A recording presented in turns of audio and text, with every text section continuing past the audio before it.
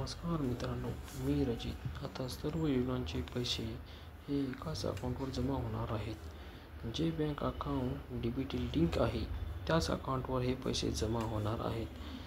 तर DBT link account कसं check करायचं ते मी तुम्हाला या व्हिडिओमध्ये सांगणार आहे. तर मित्रांनो, सर्वप्रथम तुम्हाला गुगलवर यायचं आहे.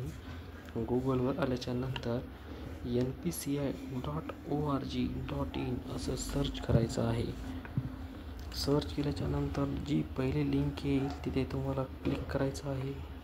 क्लिक केल्याच्या नंतर तुम्हाला इथे काही ऑप्शन दिलेले आहेत.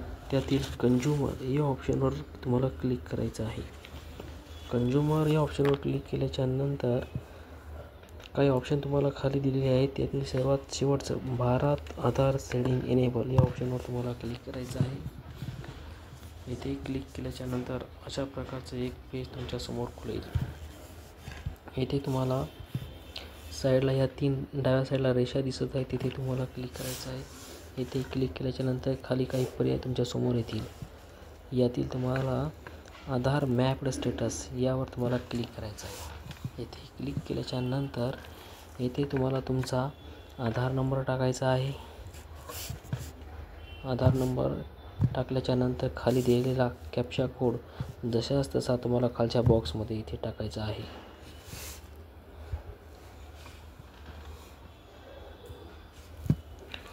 कॅप्चा कोड टाकल्याच्या नंतर चेक स्टेटस या ऑप्शनवर तुम्हाला क्लिक करायचं आहे. क्लिक केल्याच्या नंतर समोर एक पेज खुलेल. तिथे तुम्हाला तुमचं कोणतं अकाउंट हे DBT लिंक आहे हे तुम्हाला तिथे दिसेल.